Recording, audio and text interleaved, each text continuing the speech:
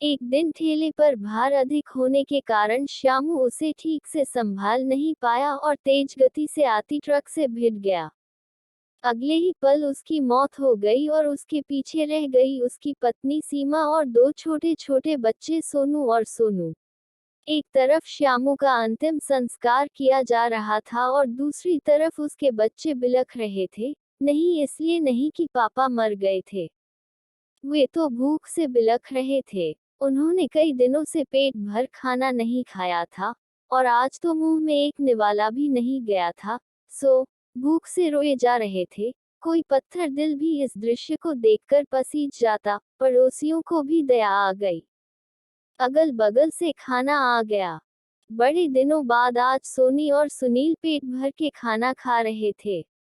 अजीब विरोधाभास था, एक तरफ लोग श्यामू की मौत पर दुख व्यक्त कर रहे थे, वहीं दूसरी तरफ उसके अपने बच्चे बड़े चाव से भोजन कर रहे थे। सीमा ने अगले कुछ दिन इसी तरह से उधार लेकर और इधर उधर से मांग कर अपना और बच्चों का पेट पाला, लेकिन ये कब तक चलता।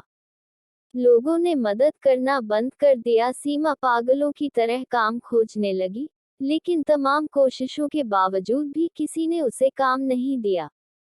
जब थक हार कर घर लौटी तो बच्चे उम्मीद से उसकी तरफ देखने लगे।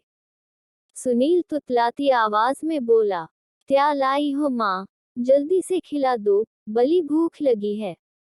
माँ रो पड़ी और बच्चे समझ गए कि माँ के पास कुछ भी नहीं है। एक पल के लिए अजीब सा सन्नाटा पसर गया। फिर सोनी बोली, माँ, ये सुनील कब मरेगा?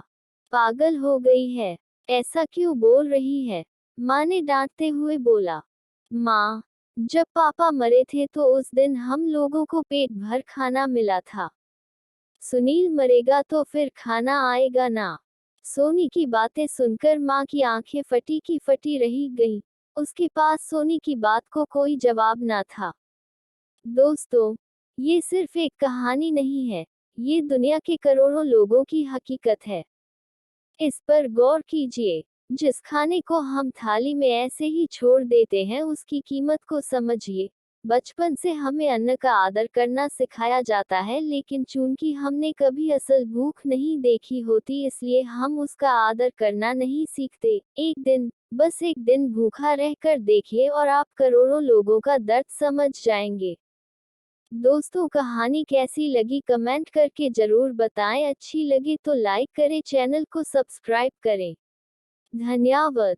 जय हिंद, जय भारत।